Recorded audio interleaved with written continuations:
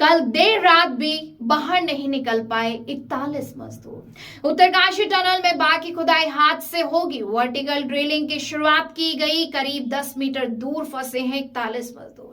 उत्तरकाशी की सिलक्यारा टनल में फंसे 41 मजदूरों को बाहर निकालने के लिए मैनुअल ड्रिलिंग यानी कि हाथ से खुदाई की जाएगी।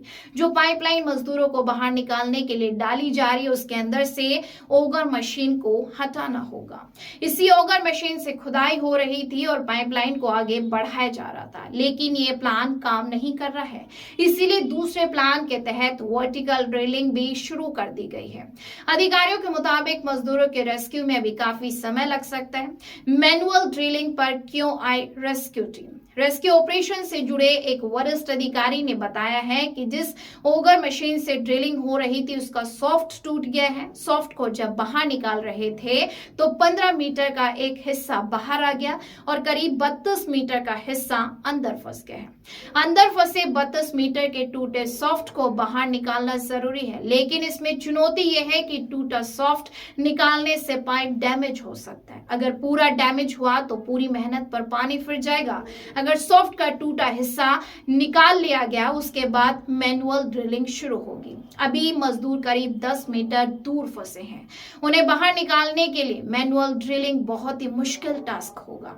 800 मिमी के संकरे से पाइप में एक बार में एक ही वर्कर अंदर जा सकता है। उसमें कटिंग करना भी बेहद मुश्किल होगा, जिसमें टाइम भी बहुत ज्यादा लगेगा। अधिकारी ने बताया कि जब हम अमेरिकी ऑगर मशीन से ड्रिलिंग कर रहे तो हर 2 से 3 मीटर पर कोई ना कोई बाधा आ रही थी। कभी लोहे के पाइप तो कभी पत्थर फंस रहे थे। उन्हें हटाने के बाद हर बार जब ऑगर मशीन को 50 मीटर पीछे तक लाना पड़ रहा था और उसकी मरम्मत करनी पड़ रही थी, इसमें 5 से 7 घंटे का समय लगता था। इसीलिए रेस्क्यू ऑपरेशन में जरूरत से ज्यादा समय लग रहा है। इसीलिए टीम ने यह तय किया है कि अब पाइपलाइन को आगे डालने का काम मजदूरों से कराया जाएगा। अगर कोई बाधा आती भी है तो उसे मैनुअली सुधार लिया जाएगा और बिना कीमती समय खोए पाइपलाइन को आगे बढ़ाया जाएगा।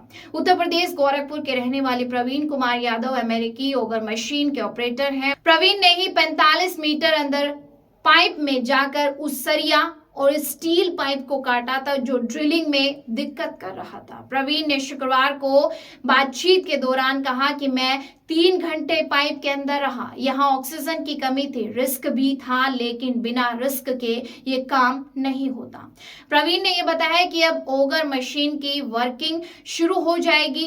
तकरीबन 10 से 12 मीटर पाइप को पुश करना होगी। यदि 6 मीटर पाइप पुश हो जाते हो तो उसे मिट्टी को आगे धकेल कर फंसे मजदूरों तक पहुंचाया जा सकता है। मेरा 14 साल का एक्सपीरियंस है कि हम अंदर फंसे लोगों को जल्द ही बाहर लेकर आएंगे। अब बड़ा सवाल होता है कि आखिर कब फंसे हुए मजदूर बाहर निकल पाएंगे। अभी के लिए बस इतना। एक बार फिर से लौटेंगे नई अपडेट के साथ।